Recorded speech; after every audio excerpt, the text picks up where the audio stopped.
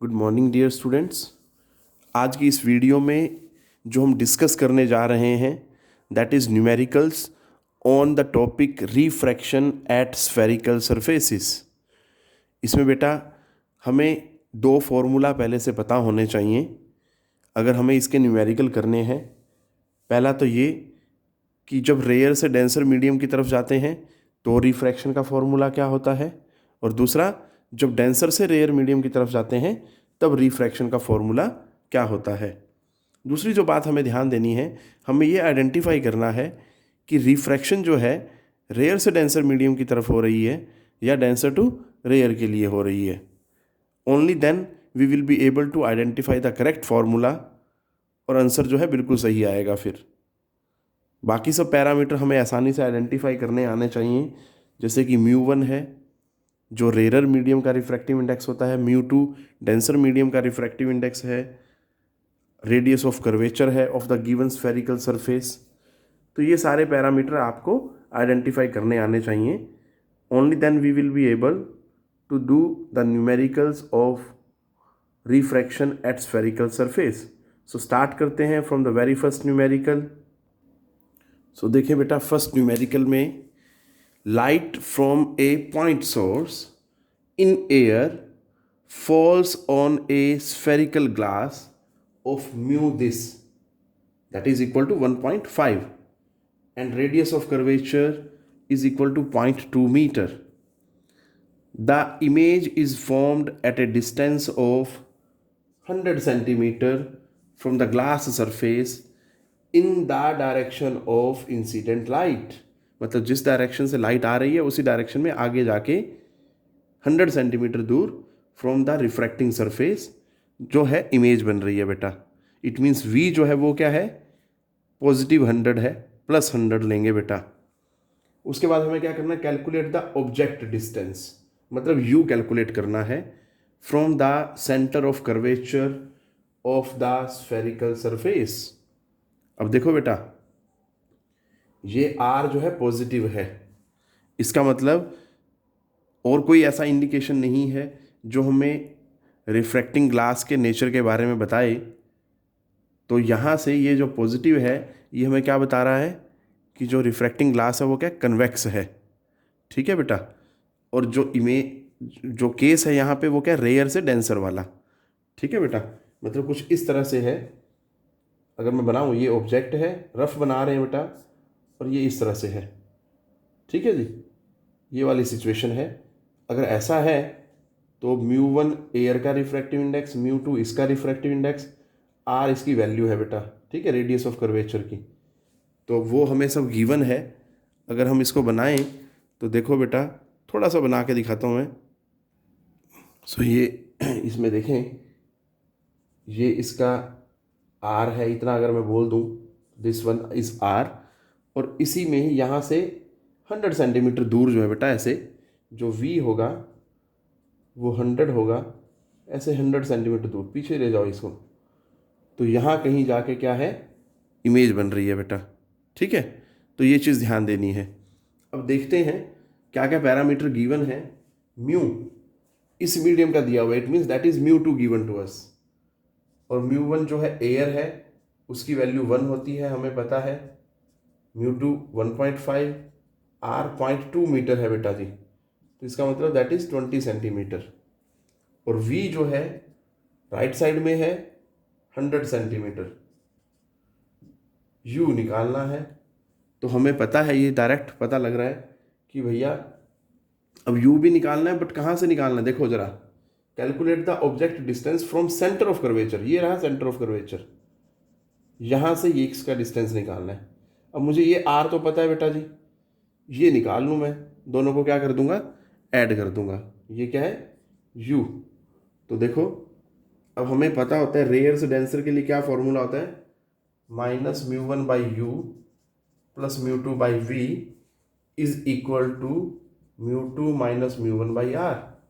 सभी की अगर वैल्यू डाल दी जाए तो -1 by U plus 1.5 by V 100 है इज इक्वल टू μ2 माइनस 1, मतलब μ1 की जो वैल्यू है और आर की जो वैल्यू है दैट इज 20। क्लियर? सारी चीज़ें हमारे सामने हैं। इसको अगर सॉल्व किया जाए तो क्या आंसर आता है बेटा, देखते हैं ज़रा। देखो ये ना 1.5 है, 3/2 लिख सकते हैं इसको, ठीक है। या सीधा सीधा 1.5 में से 1 गया, हाफ रह गया, तो हाफ को 1/2 लिखा तो that will give you 1/40 overall. इस चीज़ को सॉल्व करेंगे so we will be getting 1/40। So क्या हो जाएगा, -1/u प्लस 3/200, क्योंकि 1.5 है जो 3/2 होता है, इज इक्वल टू 1/40। क्लियर है बेटा? इसको उठा के इधर ले आओ, या इसको इधर ले आओ और इसको इधर ले आओ, एक ही बात है। बाद में माइनस लगा देंगे, इसको यहीं पड़ा रहने दो। तो 1/40 माइनस 3/200, सो -1/u जो आया दैट इज इक्वल टू 1/100। अगर मैं एलसीएम लूँगा ना इसका, 200 एलसीएम आएगा, तो -2 ये आएगा आपका 5 - 3 डिवाइडेड बाई 200। तो 5 - 3 मतलब 2/200 मतलब that is 1/u। So u क्या आ जाएगा बेटा जी, दैट इज -100 सेंटीमीटर। अब आप ज़रा ध्यान से सुने, आपको क्या निकालना है, देखो ये -100 क्यों, मतलब ये लेफ्ट साइड में है, ठीक है जी। तो 100 सेंटीमीटर तो ये हो गया बेटा, 20 सेंटीमीटर ये हो गया, तो यहाँ से यहाँ तक का जो डिस्टेंस है वो कितना हो गया, 120 सेंटीमीटर। यही उसने बोला था मेरे को निकालने के लिए, calculate the object distance from centre of curvature. ठीक है जी, तो ऑब्जेक्ट डिस्टेंस क्या हो जाएगा, from centre of curvature that is 100 + 20 that is 120 centimetre. ठीक है बेटा जी, तो इस तरह से हमें करना है। ये हमारा फर्स्ट न्यूमेरिकल हुआ। नेक्स्ट न्यूमेरिकल देखते हैं क्या कहता है। What curvature must be given to the bounding surface of mu 1.5 for virtual image of an object in the medium of mu is equal to, बेटा जी दैट इज 1 है। Clear? इसको एक बार चेक करते हैं, देखते हैं बेटा क्या गिवन है।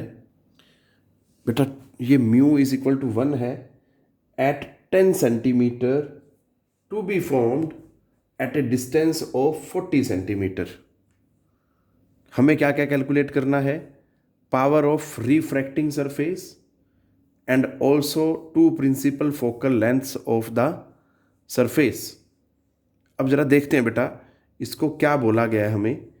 इसमें ज़रा ध्यान से देखें, वो कहता है कि भैया जो बाउंडिंग सरफेस है उसका रिफ्रैक्टिव इंडेक्स 1.5 है, ठीक है जी, और वो वर्चुअल इमेज बना रहा है। और हमें पता है जो रिफ्रैक्टिंग सरफेसेस होते हैं उनमें वर्चुअल इमेज किस तरफ बनती है, जिस तरफ ऑब्जेक्ट होता है।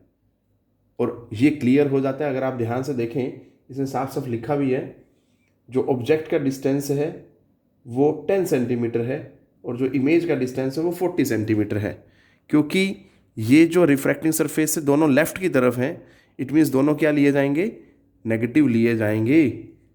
क्योंकि हमें ये तो वैसे भी पता होता है यू हमेशा पॉजिटिव होता, नेगेटिव होता है, सॉरी, ठीक है। और जिस तरफ ऑब्जेक्ट होता है उसी तरफ इमेज बन रही है, इसमें वर्चुअल के लिए बोला गया है। So we will also be negative. ठीक है, एक अगर मैं रफ सा डायग्राम बनाऊं तो ये है बेटा, ये सिचुएशन है, ठीक है। म्यू जो है इसका 1 है, μ2 1.5 है इस रिफ्रैक्टिंग सरफेस का, क्लियर, कन्वेक्स है।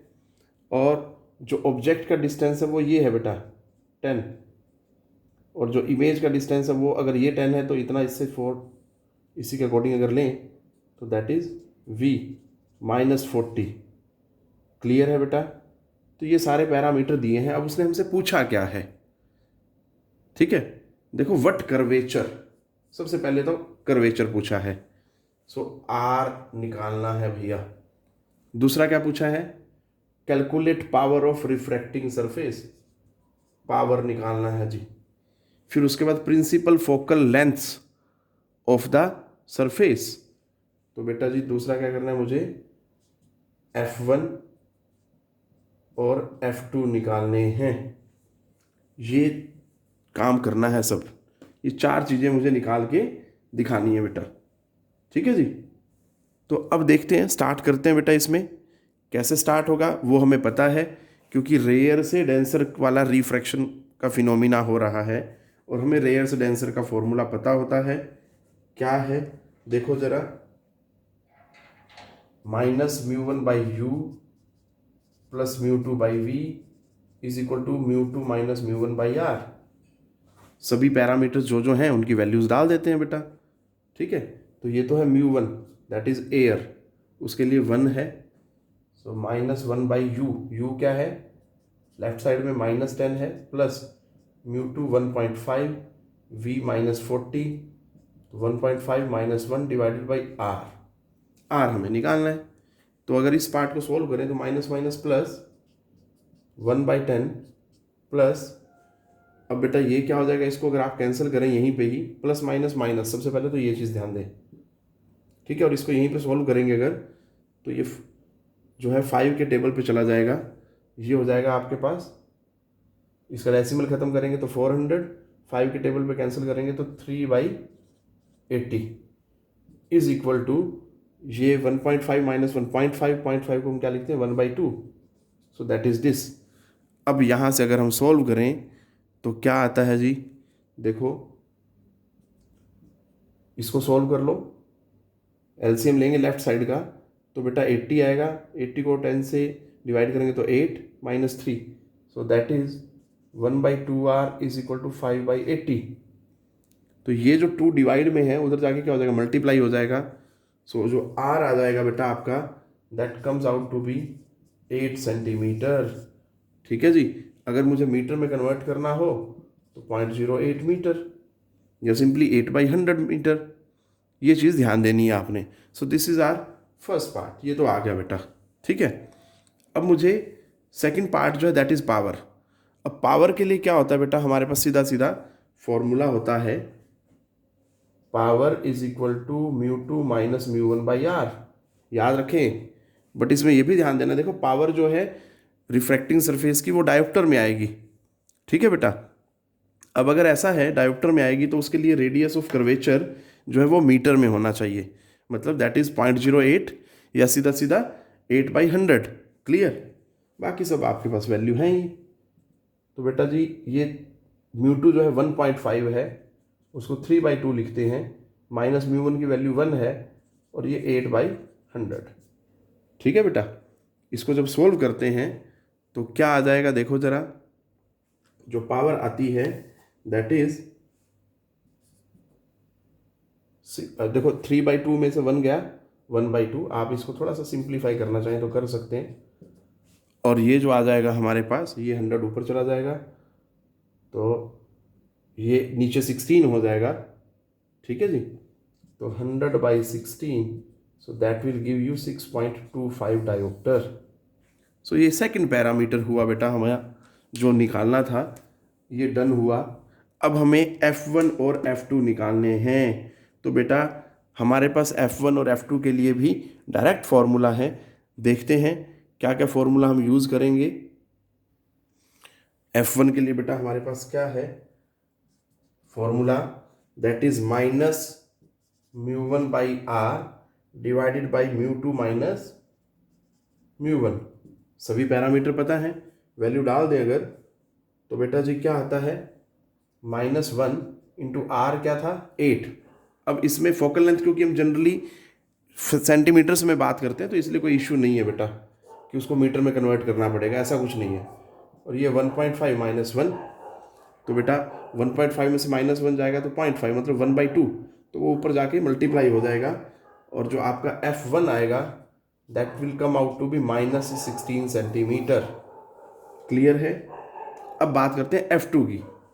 सो F2 जो आएगा उसका फॉर्मूला है हमारे पास बेटा, that is μ2 r divided by μ2 minus μ1। अब इसमें फिर देखो सिर्फ इतना ही चेंज आया है, यहाँ पे माइनस म्यू वन था, यहाँ म्यू टू है ओनली, बाकी सब चीज़ें सेम है। तो ये याद रखें बेटा, वैल्यूज़ अगर डाल दें तो म्यू टू की 1.5 इंटू आर 8 है और डिवाइडेड बाई 1.5 माइनस 1। ठीक है जी। तो इसको अगर सिंप्लीफाई करते हैं तो ये क्या आ जाता है, इसको आप लिखो 8 इंटू 3/2 और यहाँ से क्या आ जाएगा 1/2 आएगा और ऊपर जाके क्या हो जाएगा वो 2/1। तो सिंपली आ जाएगा 4 सेंटीमीटर। ठीक है बेटा, ये F2 की वैल्यू आ गई। सो ये सारे पैरामीटर आ गए हमारे पास। तो मैं यहाँ समअप कर देता हूँ क्या क्या वैल्यूज़ आई। सबसे पहले उसने R पूछा था, दैट इज़ 8 सेंटीमीटर। फिर उसने पावर पूछा था, दैट इज़ 6.25 डायोप्टर। फिर उसने F1 पूछा था -16 सेंटीमीटर। और फिर उसने F2 पूछा था बेटा जी, दैट इज़ 24 सेंटीमीटर। सो ये 4 पैरामीटर पूछे थे बेटा उसने, हमने चारों निकाल दिए। इस तरह से आपने रिफ्रैक्शन के न्यूमेरिकल्स करने हैं, समझ के करने हैं। सबसे बड़ा चैलेंज यही है कि आपको आइडेंटिफाई करना है कि कौन सा रिफ्रैक्टिंग सरफेस है। ठीक है, ध्यान से अच्छे से करें बेटा। टेक केयर, पढ़ते रहें।